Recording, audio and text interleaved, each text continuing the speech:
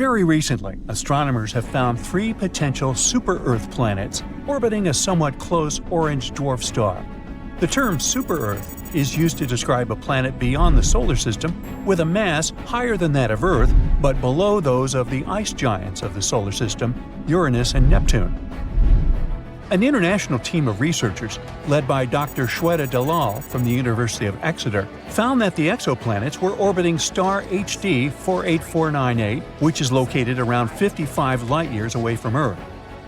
The planets travel around their star in 7, 38, and 151 Earth days, respectively. The study describing these findings appeared in the journal MinRes on the 24th of June, 2024. The coolest thing here is that the outermost exoplanet candidate orbits in the habitable zone of its host star, and the conditions there might be comfortable enough for liquid water to exist on the surface without boiling or freezing. Such habitable regions around stars are also known as the Goldilocks zone and are believed to be ideal for potentially supporting life. Another reason this discovery is so important is that the orange host star is like our Sun. But since it's an orange dwarf, it produces less radiation than our yellow dwarf star.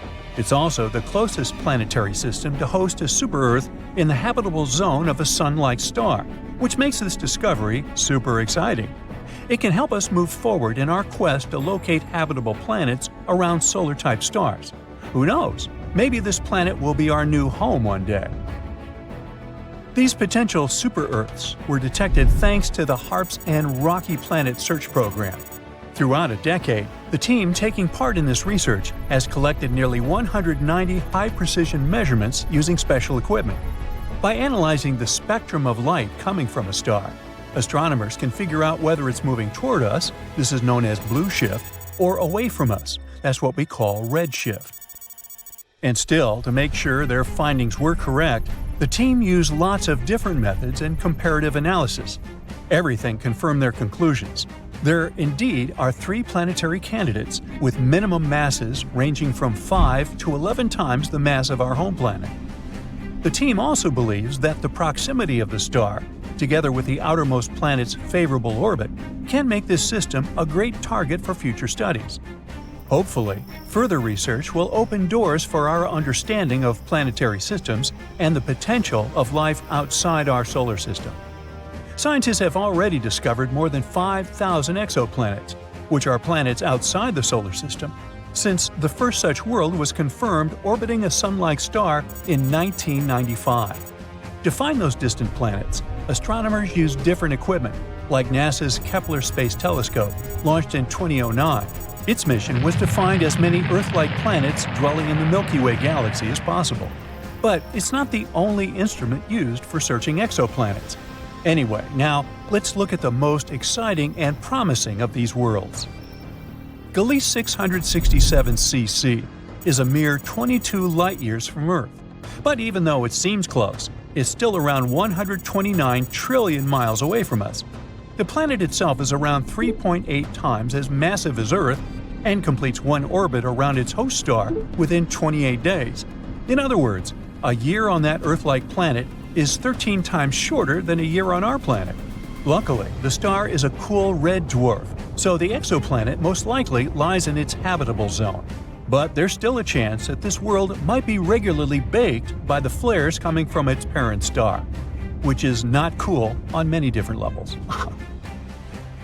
Kepler 22b is way further away than the previous world, more than 600 light-years away from our planet. It was the very first Kepler planet found in the habitable zone of its star. This world is larger than Earth. It's about 2.4 times our planet size. Sadly, we still don't know whether this planet is rocky, liquid, or gaseous. The orbit of Kepler 22b is similar to Earth's. It takes the planet 290 days to orbit its G-class star, which is kind of like our Sun. But this star is smaller and colder than ours. Another Kepler planet, this time it's Kepler 69c. It lies a whopping 2,700 light-years away from us. This world is also almost 70% larger than Earth. Researchers know nothing about its composition, but they found out that the planet needs 240 days to complete one orbit. This makes its position in its system like that of Venus in our solar system. At the same time, This world might be more habitable than Venus since its host star is a bit less luminous, 80% of our Sun. TOI 733b is a recently discovered world. It was found in 2023. It's out there, 245 light-years away from Earth, and needs just 4.9 Earth days to complete an orbit around its star. But the coolest thing about this planet is that it might have a massive ocean. According to scientists, the planet is likely to be completely covered with water. Does that mean there could be life on this super-Earth? Time will tell. GJ 1214b is located 48 light-years from Earth. This planet is a super-Earth, almost 3 times bigger in diameter and 8 times heavier than our home. It orbits around its red dwarf star faster than you can binge-watch your favorite series, finishing a complete loop every 38 hours. But it's not just the planet's size or orbit that's out of this world. It's pretty hot out there, with mind-melting 450 degrees Fahrenheit. But the coolest thing is that this planet is practically drowning in water. The sizzling temperatures and crazy high pressures on JG 1214b create some cool materials like hot ice and superfluid water. Superfluidity is something that happens in liquid helium when it's almost as cold as it can get. On Earth, water totally missed the memo about being superfluid because it needs ridiculously low temperatures and off-the-chart pressures to pull off that trick. Still, there's not much use in superfluid water. Even if you try it, you'll just get dehydrated. The super-Earth that's closest to us was discovered in 2016, and is called Proxima Centauri B. It's located a mere 4 light-years away from Earth and has a mass remarkably similar to that of our planet. A year on Proxima Centauri B is short. It only takes the planet 11.2 days to complete a circle around its central star. Scientists discovered this world after they noticed that its parent star was slightly wobbling. They hadn't been sure what exactly had been happening there until they realized Proxima Centauri B's gravity probably produced pulls and tugs that caused these wobbles. Although the exoplanet is traveling in the habitable zone of its star, Proxima Centauri, it is exposed to extreme ultraviolet radiation, all because it lies very close to its parent star. Also, none of the telescopes that are currently working and exploring exoplanets are positioned well enough to capture the light from the atmosphere of this super-Earth. Most things there are still a mystery to us, even though we're talking about a planet that's really close. Super-Earth TOI 715b orbits a red dwarf, a star smaller and cooler than our Sun. At the moment, such stars remain prime candidates for finding habitable planets orbiting them. Those miniature rocky worlds have far closer orbits than those circling around stars like our Sun. But since red dwarfs are small and cool, the planets don't risk anything when crowding closer. They're still safely within a star's habitable zone. Experts say that TOI 715b might have once had an atmosphere thicker than that of Neptune, and now the planet could be in a transition state where it's losing its atmosphere. To confirm this suspicion, scientists need to do more research, and they might finally learn whether this planet is a watery terrestrial planet. Hey there, Earthling! If you think you're special because you live on the only habitable planet out there, think again. What makes a planet suitable for life? A whole bunch of factors, like the planet itself, its neighbors, and the star it orbits. A habitable planet is basically one that can sustain life, with things like access to water, energy sources, and nutrients. Earth, for example, is in the sweet spot, known as the habitable zone, where it can have liquid water on its surface. But just being in this zone doesn't automatically mean a planet is habitable. Factors like crazy levels of radiation can make a planet uninhabitable, even if it has the right temperature. So the bottom line is, we need water, something to orbit, and a set of nutrients of chemical origin that can be found in Mendeleev's periodic table of the elements or those funky snacks you buy. Look at this exoplanet called K2-18b. The term exoplanet doesn't mean that it's exotic. It just states that this planet is located outside the solar system. Most planets need to orbit something, unless we're talking about rogue planets that are basically planet-sized things floating around in space but not orbiting around any star or brown dwarf. Instead of our Sun, K2-18b orbits a red dwarf called K2-18. It's not your average star you can see with the unaided eye in the night sky. This one is hard to observe because of its low luminosity. K2-18b is indeed a planet far, far away. It's located 38 parsecs away from Earth. 1 parsec is somewhere around 19 trillion miles. Hey, you do the math. Hint, lots of zeros. K2-18b is a sub-Neptune, meaning that it has a smaller radius than Neptune. However, it's much bigger than our humble abode. It's about 2.6 times the radius of Earth. As for the weight, K2-18b is way chunkier than Earth. It's about 8 times as massive. It takes 33 days for this planet to go around its star, and it gets just about as much starlight as Earth gets from the Sun.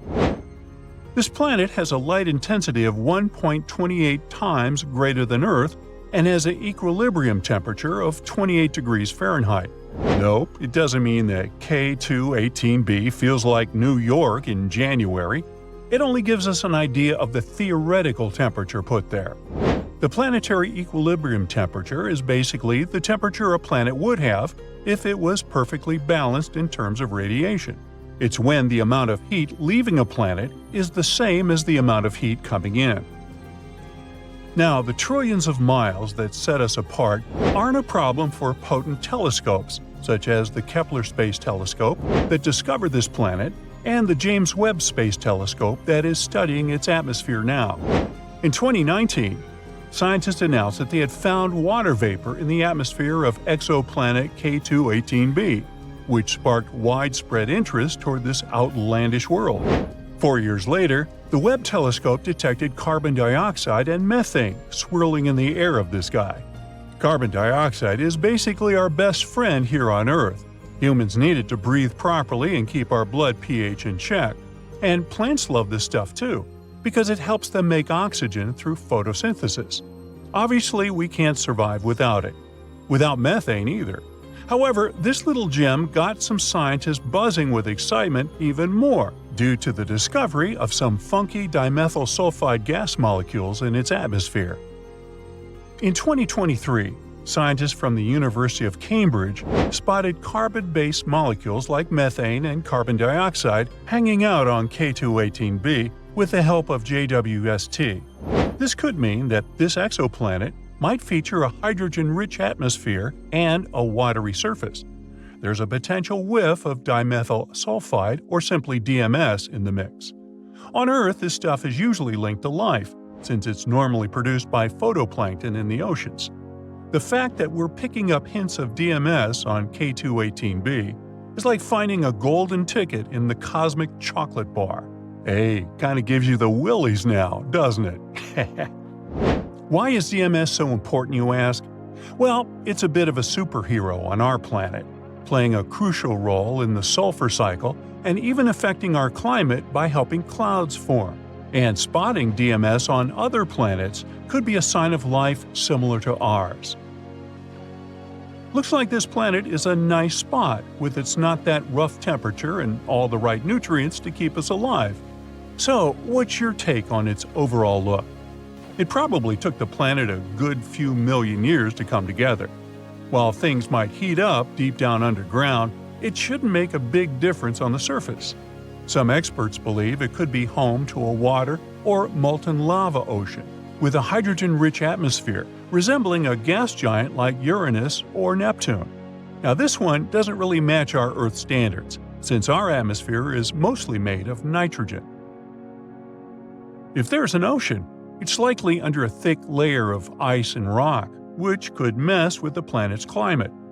Once things get really hot, the line between the ocean and the sky blurs. We're not totally sure if there's a liquid ocean on K2-18b, and it's tricky to see one from afar.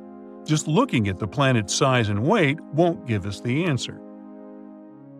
The whole liquid water-ocean thing is up in the air. Initially, we thought water in a supercritical state was most likely, but new observations point toward a liquid ocean. Suspicious gases like hydrocarbons and ammonia might be moving from the air into the water if there's an ocean, which could mean no clear line between the sky and the sea. But some experts say a molten rock ocean could be doing the same trick. Others think a gas-rich mini-Neptune setup could explain things too. The Hubble Space Telescope did some snooping and found that K2-18b is rocking an atmosphere filled with hydrogen.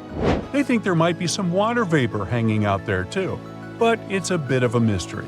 Apparently, the James Webb Space Telescope got a peek and saw less than 0.1% water vapor, possibly because the planet has a dry stratosphere vibe going on.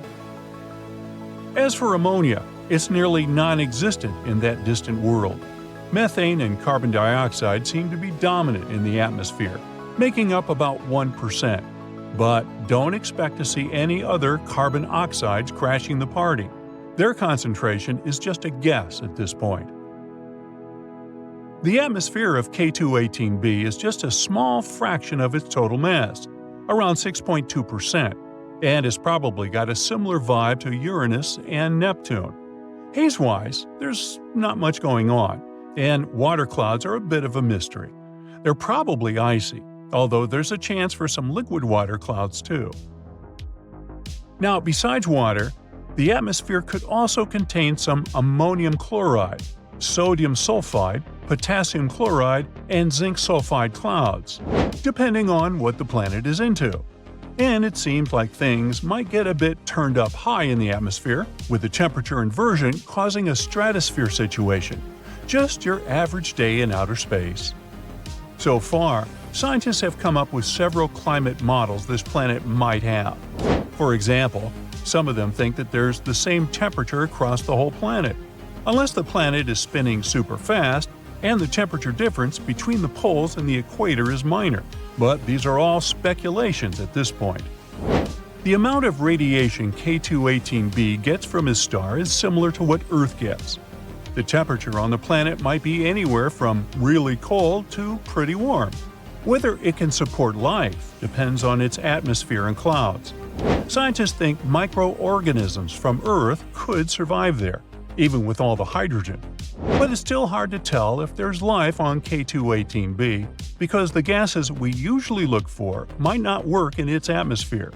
Scientists think the James Webb Space Telescope might be able to detect different markers of life on the planet with enough observations. Perhaps we've all stopped to think at one point about what it would be like to live on another planet. I know I've had days like that. Gotta get away. And maybe even interact with other types of creatures that already live somewhere else in space. These days, such ideas sound more like something from a science fiction book. But in the future, permanently changing your address to another planet might turn out to be mandatory. Think of the stars in our solar system as a battery.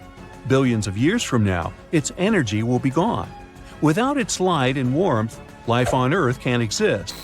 When you think about it this way, we have to hope that future humans will have found some other place to live by then. Thankfully, there's good news. Recently, scientists at NASA have announced that they have found a new planet that might be able to support life. They call it TOI 700e. E is roughly the same size as Earth, and it's located in a region of space where scientists think water could exist in its liquid form, which is crucial for the development of life. This planet is not the only one, though. Close to it, there's another promising planet which they call TOI 700d, but this one is further away from its star. Because of the distance from the main source of light, Planet D lies in a special area called the conservative habitable zone. In simple terms, scientists aren't sure whether life might exist on this one, but they don't exclude such a possibility. Planet E is in the optimistic zone, which means that it's possible that it has water and even an atmosphere. Hey, at least we have some options. The two planets are in a solar system that's only 100 light-years away from Earth, which is considered pretty close in space terms. NASA found these planets by watching the light from the star and measuring how it moves when a planet passes in front of the star. This is the first time that NASA has found a solar system with multiple planets that could have life. So far, scientists have found over 5,000 exoplanets. and they think there could be at least 10,000 more. Specialists at NASA are looking into the ways to figure out if any of these planets could harbor life. But they also say we might find forms of life we don't expect to see, and that we should be open to other possibilities. That's because we only know about what life can be by looking at our own planet. Sure, everything sounds enticing so far, but don't pack your bags just yet. As appealing as these new planets might sound, there's still one problem: getting there. Scientists have been researching for decades how people can stay in space and thrive for long periods of time. And history tells us it's no easy project. Back in 1962, John Glenn became the first American to orbit our planet. To circle Earth a mere 3 times, he had to go through months of technical and physical preparations. These days, advanced technologies help us investigate Mars better, and scientists have figured out that there is water and materials on the red planet that may be useful to people. It has sparked the idea of sending people to Mars to live there, just to begin with. The first manned Mars mission is scheduled for the late 2030s or early 2040s, if everything goes well. The plan is for this to be a round trip, but even if NASA manages to plan everything well, the round-trip journey will still take about 500 days. It all depends on Mars and Earth's positions in their orbits around the Sun. One of the biggest problems with living on Mars is gravity. For starters, the astronauts will arrive at the red planet after months of living in microgravity. It means it could take them a lot of time to physically get in shape before they could start exploring. That's because living in microgravity conditions heavily affects the human body. It might mean loss of bone and muscle mass, as well as a shift in the normal movement of body fluids, which tend to go upward. This can lead to pressure on the eyes and even problems with people's eyesight. But Mars is right here, in our own solar system. What about planets that are light years away? The answer is still up for debate. It may sound cool to travel really fast, like at the speed of light. So far, scientists believe it's not possible. Sure, we may have been able to create airplanes that travel faster than sound, supersonic aircraft, but it's not the same. There's quite a difference, actually. Light is about 1 million times faster than sound. Traveling at the speed of light would mean we could go from Earth to the Moon in 1 second, or from Los Angeles to New York in less than the blink of an eye. But what stops us, though? Some say it's energy. It may be possible to make something go really fast, but it'll take a whole lot of energy. In this case, engineers will need to find new ways to make things move in space. Right now, rockets use fuel that is similar to the gasoline you use in your car. But that's not very efficient when it comes to space travel. Other ways to push a spacecraft include using electric or magnetic forces. One promising idea is using a solar sail, which is like a large thin sheet of plastic that can be pushed through space by sunlight. Some spacecraft have already used solar sails, and scientists think they could go up to about 10% of the speed of light. If other planets in our solar system turn out to be inhospitable, and we can't invent spaceships that move fast enough, we might still have a choice. Secret Option C. It was first proposed by a scientist who wrote an interesting study about a special type of planet. It suggests that we might not need spaceships to move around and escape problems on our own planet. We could use planets that are not orbiting a star. They're called rogue planets. Ooh. Instead of gravitating toward a star, these lonesome space objects simply drift alone through space, doing their own thing. Think about it this way. Moving to Mars is like moving to an already furnished house. Regardless of how nice it would be, you would still have to adapt to it. You'd have to get used to how much light gets in through the windows every day, and to climbing up and down the stairs to get to the living room. Moving to a rogue planet means we'd start from scratch, building our own house from the ground up, perfectly adapted to our needs. Free-floating planets are usually seen as cold, dark, and not suitable for life.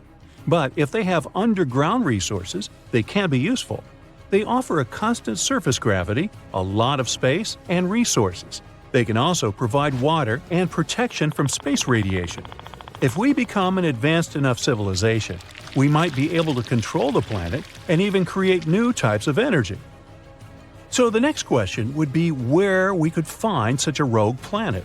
It's hard to know how many of these there are in the universe, but scientists have found a bunch of them in one region of the Milky Way galaxy. Some rogue planets have been kicked out of their own solar systems because they were bad. No, not really. It was because of gravity, while others might have formed on their own. Either way, we don't want rogue planets to get too close either, at least not in the near future. The chances of a rogue planet entering our solar system are extremely low. But if it did, it could mess things up for us. Depending on its size, a rogue space object might divert other planets off of their course around the Sun, which could alter their exposure to light and warmth. And if it crashes into the Earth, well then, that would be a bad thing too.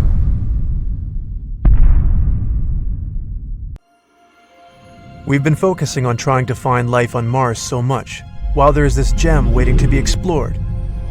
This planet is the 6th farthest from the Sun and the 2nd largest in the solar system.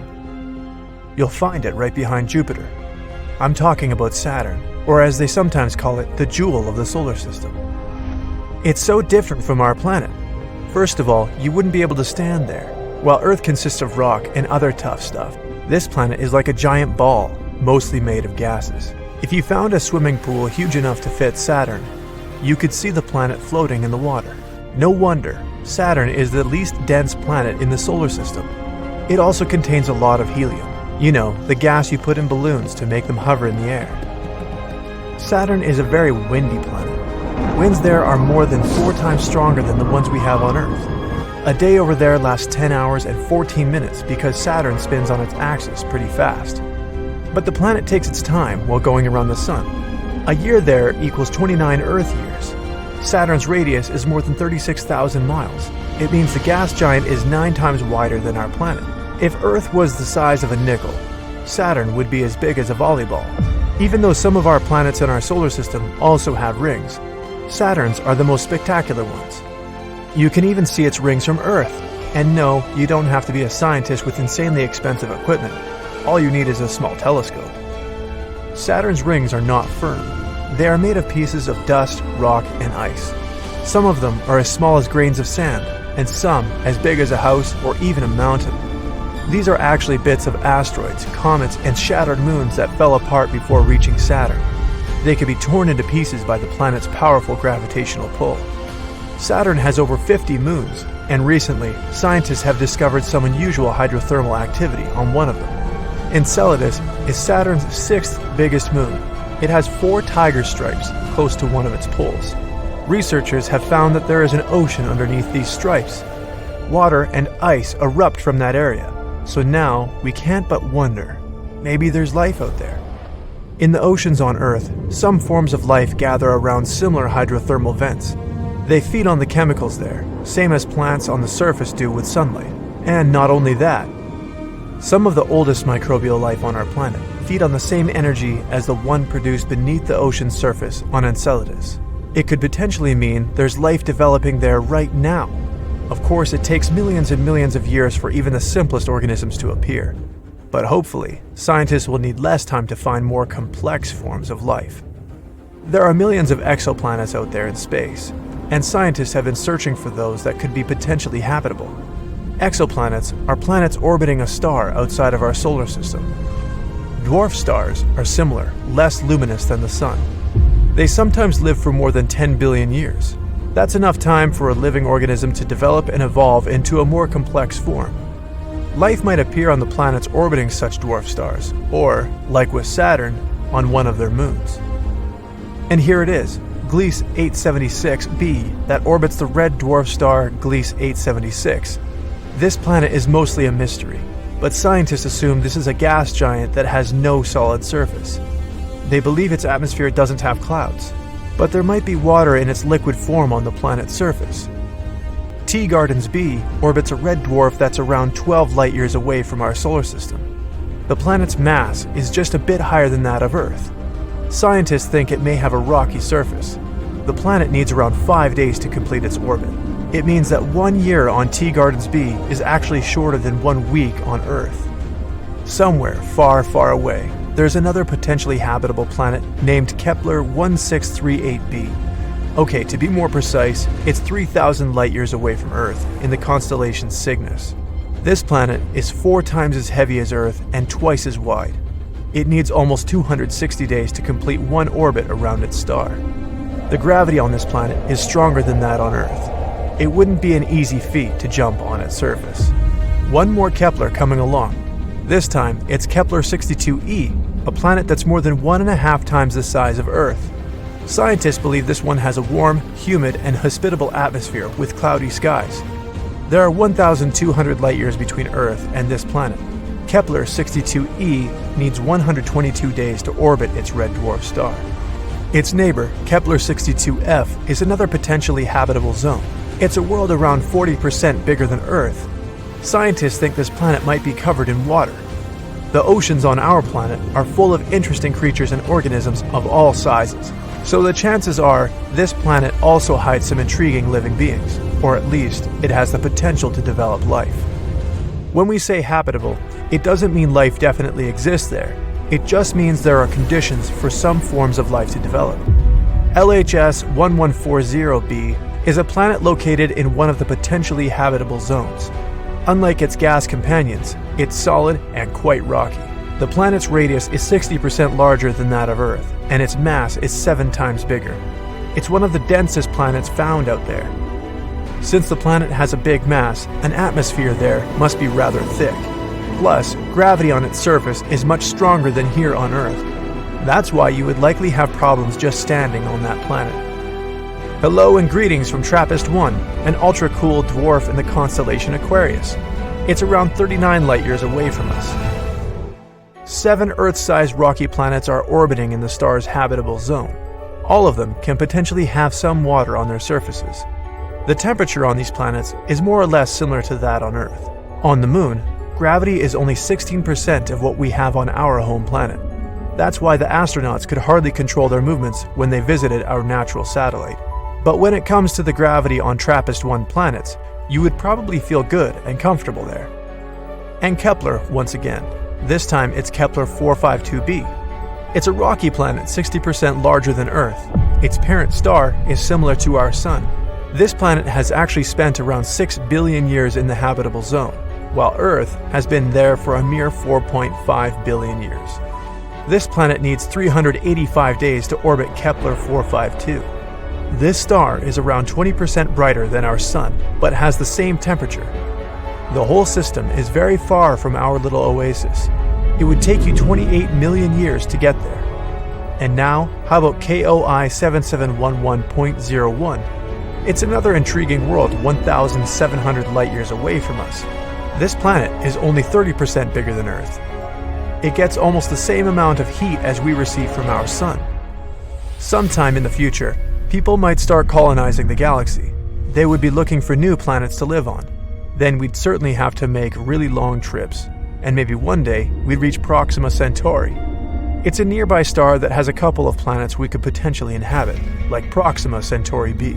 It's around 4 light-years away from Earth, and it doesn't sound that far at first, but it actually is.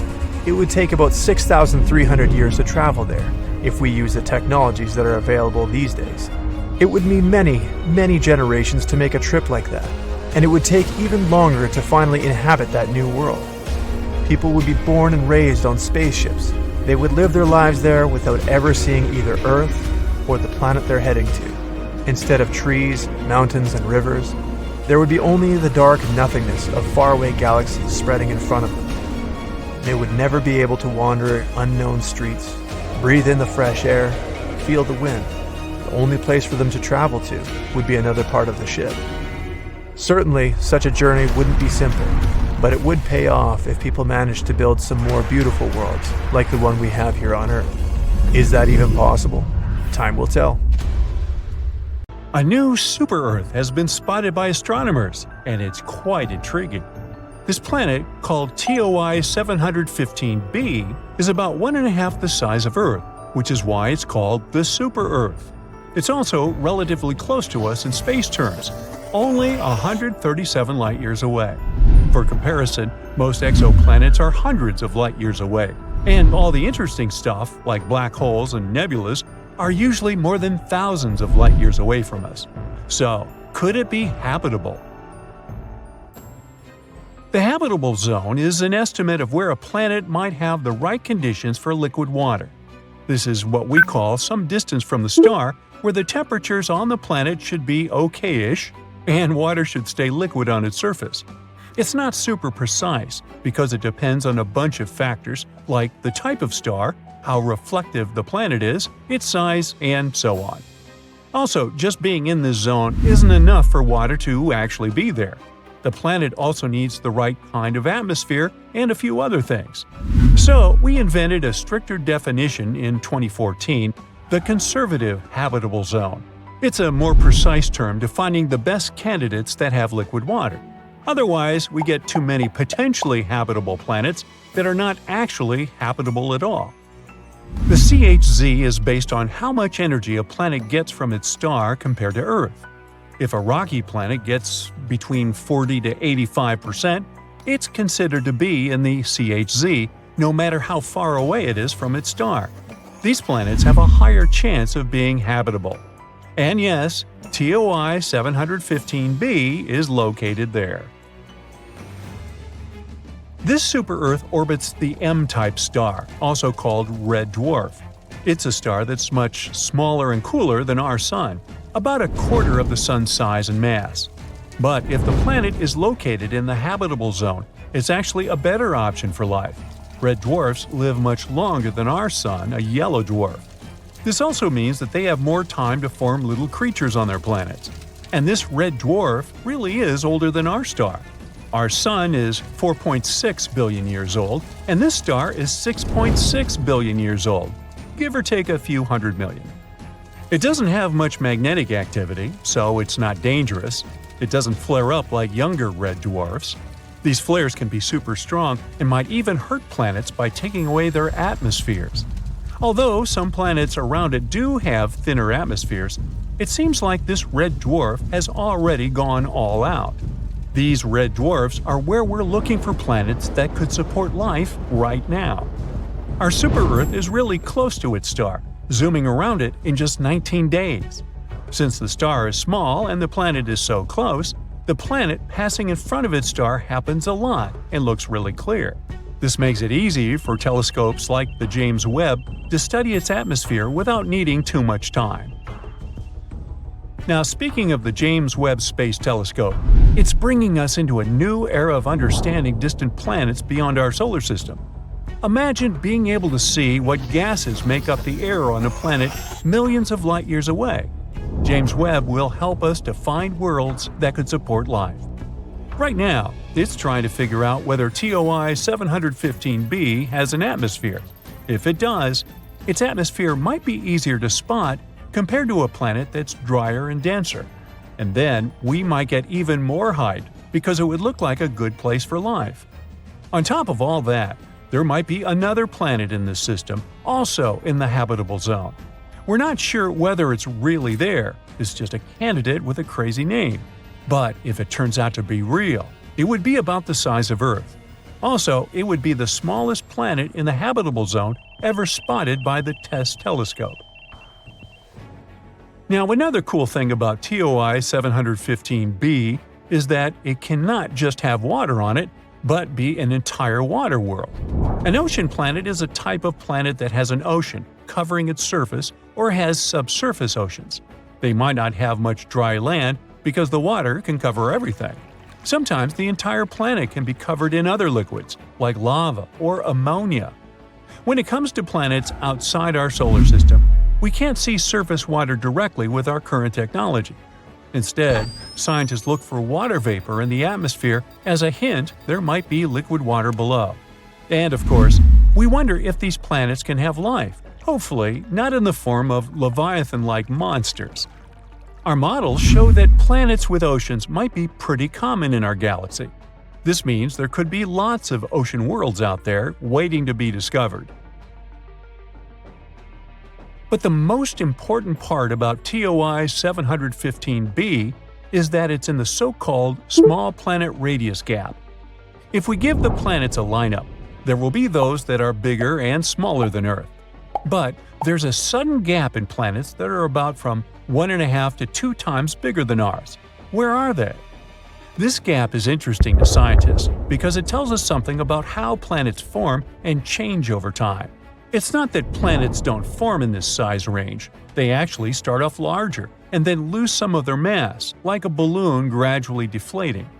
Perhaps it happens because of how they orbit their stars, with stars blowing away some of their mass as they dance around it, as our Sun does with gas from comet tails.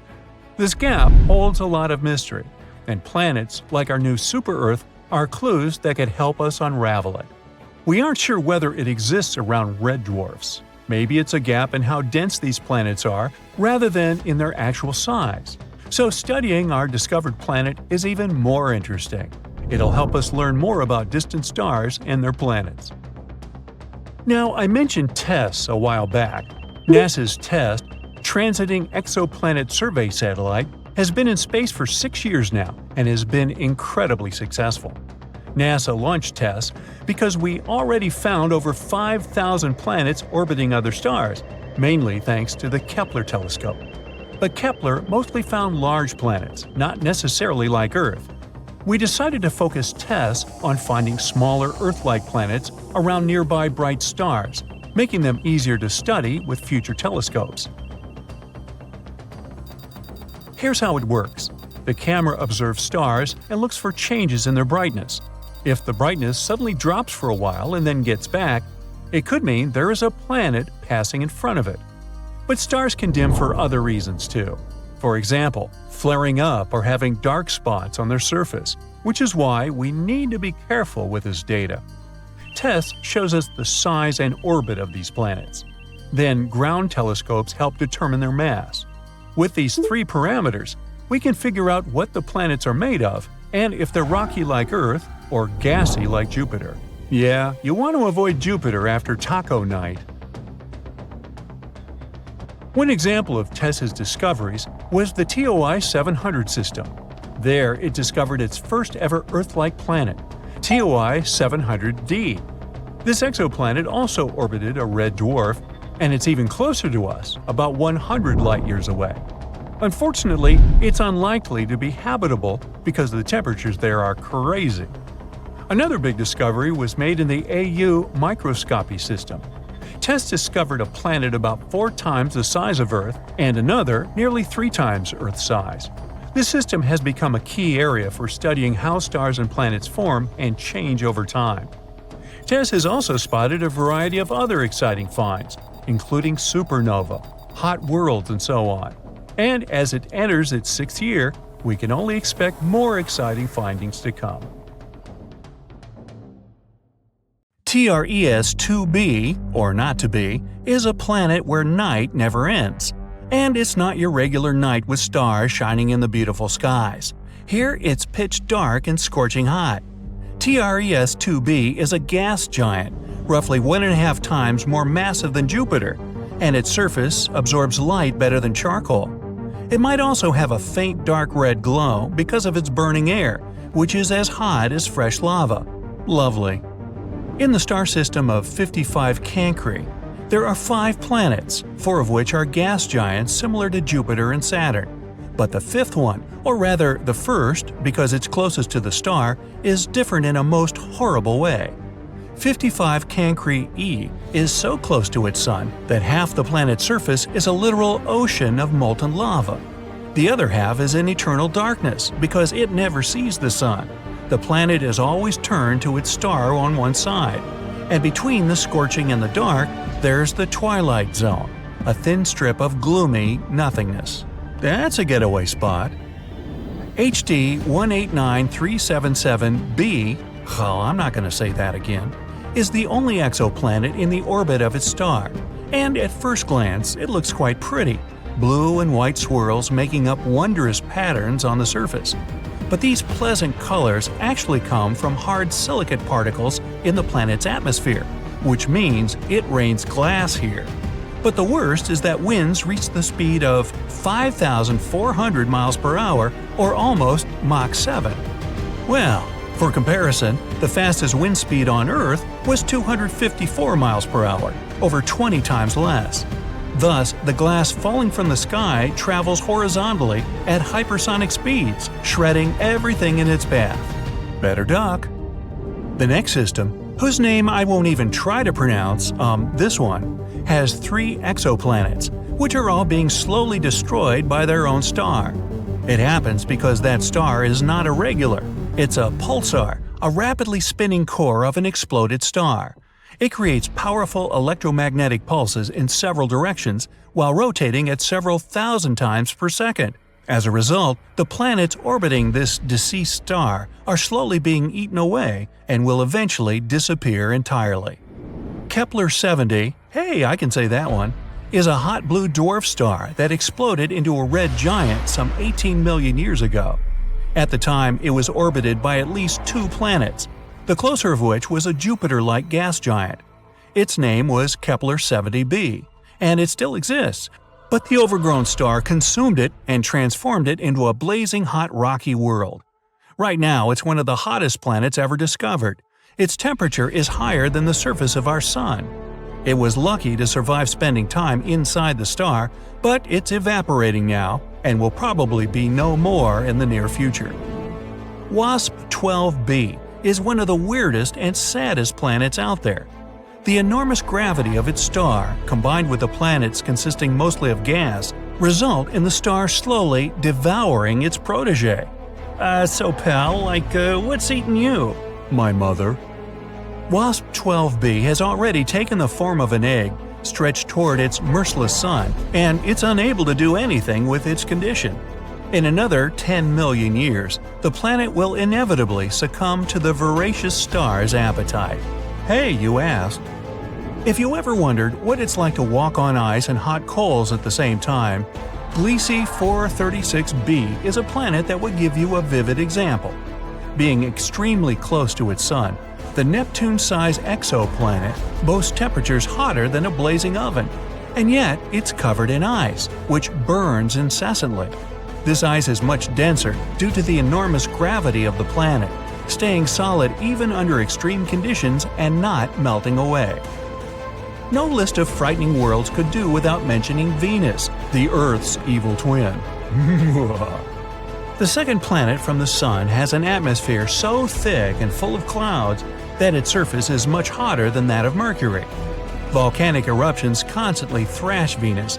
Its gravity is almost 100 times stronger than ours, and those clouds I mentioned are not made of water but of sulfuric acid, which condenses and rains down on the ground, adding to the inferno. But even if you were brave, or crazy, enough to try to pass through these clouds, you probably couldn't. The winds up there are as strong as some of the most powerful hurricanes back on Earth. Here we have a very long name for a very, very cold planet. Although the host star is not too far away, it's a small and rather cool red dwarf, whose light and heat barely even reach the planet. The temperatures out there fall as low as minus 370 degrees, which is only marginally warmer than absolute zero. The exoplanet is thus dark, gloomy, and covered in eternal ice that never thaws. I thought I thaw that thumbworth. Still, if it has a rocky core, it might generate some heat, so there's a chance that deep below the frozen surface, some unknown alien things might lurk. Dimidium, located roughly 50 light-years away from our solar system, is a planet hostile to any living thing on many accounts. It's tidally locked to its sun, which means one of its sides is always facing the star, while the other is always turned away. The hot side is heated to over 1,800 degrees, perpetually blown over with winds reaching 600 miles per hour.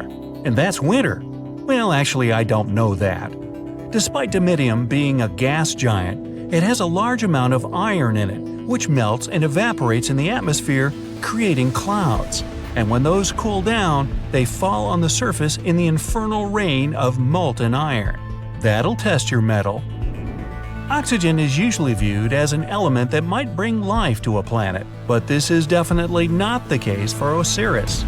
Scientists were shocked to find oxygen on this planet, or rather around it, because it's 8 times closer to its star than Mercury is to the Sun.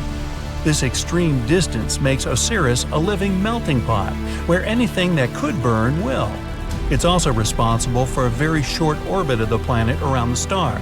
A year on Osiris is just 3.5 days on Earth.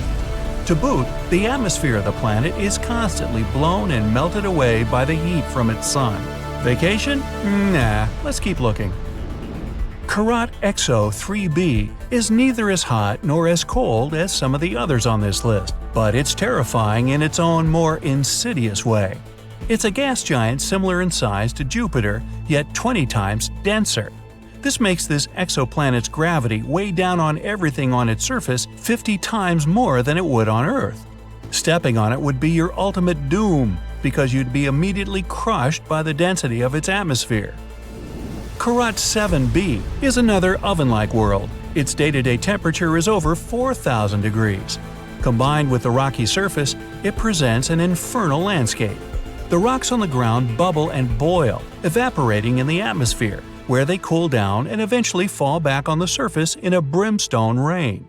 The saddest thing about Temperate 7b is that it might have once been a gas giant whose atmosphere melted away from the heat, leaving only the scorched core. We've discovered Kepler 22b, a small exoplanet in the Cygnus constellation. Seems like nothing important, right? But it's actually a big deal. This is the first planet located in the habitable zone that was found by the Kepler telescope. In other words, there may be water on this planet, and if there's water, there may be life. Kepler 22b can become our new potential home. So let's take a closer look at it. Actually, discovering new planets is not easy at all. Not all of them can be seen through our super cool telescopes, even the almighty Hubble. Sometimes, the stars are so small and dim that it's really hard to find them on a map. The same thing happened with Kepler 22. In such cases, scientists have to use a special method. First, they take a bunch of photos of the star in different periods of time. Then, they look at them and think, are there any dark dots on this star somewhere? And if they find one, that might be a planet. These photos actually help us to discover some very important stuff. Like, first of all, this planet exists. Secondly, here is its size, radius, and proximity to the star. And finally, will we be able to live there? Now we know that Kepler 22b is very similar to our planet and could potentially become a second Earth. It's also very close to us, only 635 light-years away. Yeah, it's about 3 quadrillion miles, but this is one of the closest options. Kepler 22, the star of Kepler 22b, is a yellow dwarf. It's very, very similar to our Sun. The same size, the same radius, even the age is almost the same, 4 billion years. The difference is only in luminosity. It's about 20% dimmer than the Sun. So, no matter how much you strain your eyes, you won't see this star in the night sky. The planet Kepler 22b is about 2.4 times larger than our Earth, and that's pretty good. More radius means more potential water and space to live. Although going from one city to another would take a while.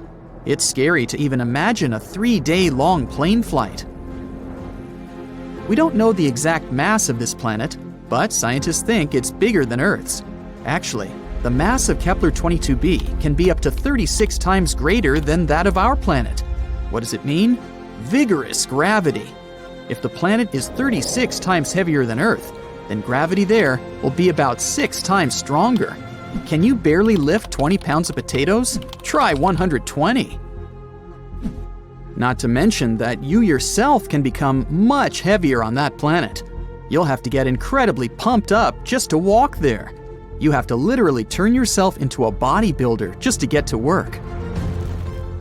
The worst thing is that with such gravity, it'd be incredibly difficult for plants to survive there.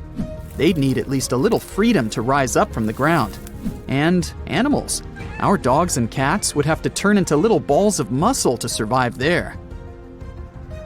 But if this planet has its own animals or other inhabitants, we can roughly imagine what they may look like. They probably have a lot of legs to make moving easier. They aren't really tall, but they're very massive and extremely strong. Muscular giant spiders? Could be worse, I guess. The good news is that this is all unconfirmed information. If we're very lucky, and gravity there turns out to be just a bit stronger than Earth's, then, of course, it'll be much easier to live there. The next thing we know about Kepler 22b is that it's about 15% closer to its star than we are to the Sun. If Kepler 22b existed in our solar system, it would be located somewhere between Earth and Venus. Does that mean we're all going to burn? No, silly. As I mentioned before, the star Kepler 22 is pretty cold, just some 10,000 degrees Fahrenheit. And that's why we can assume that the temperatures on Kepler 22b will be about the same as we have on Earth.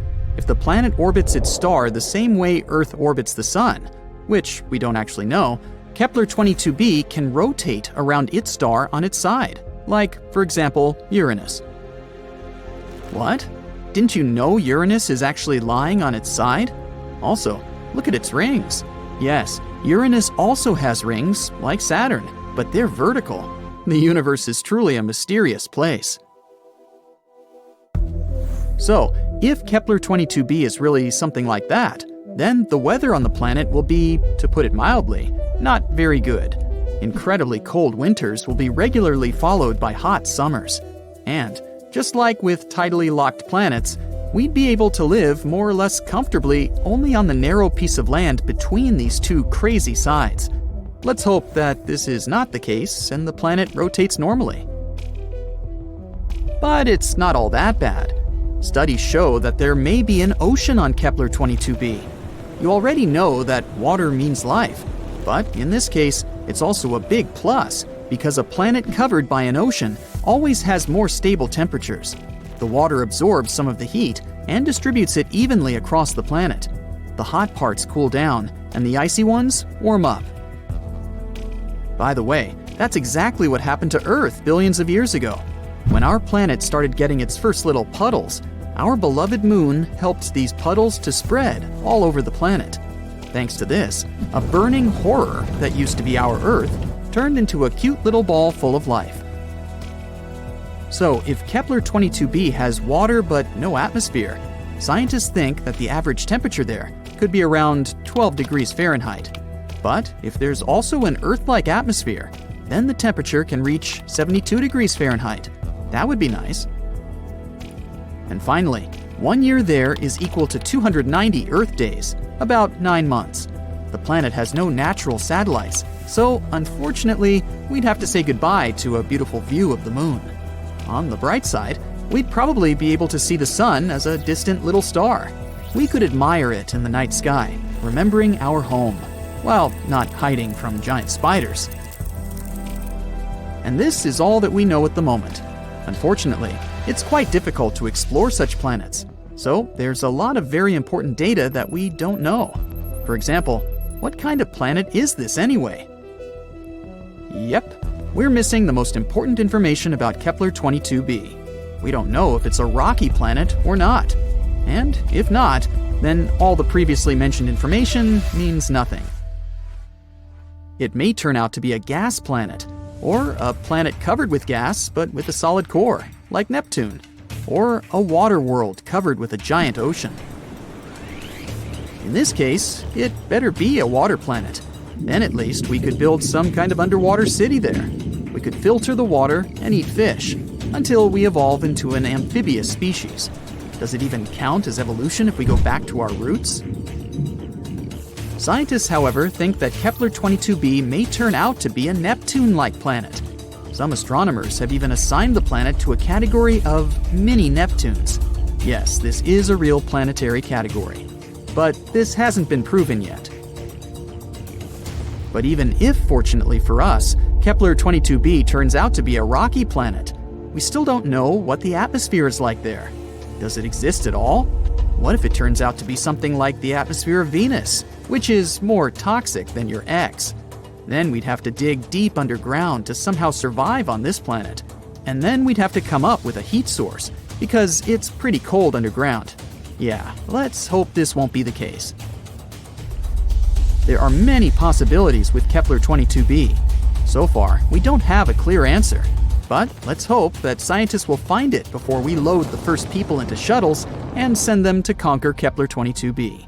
That would be awkward if it turns out to be a gas planet, or something like that.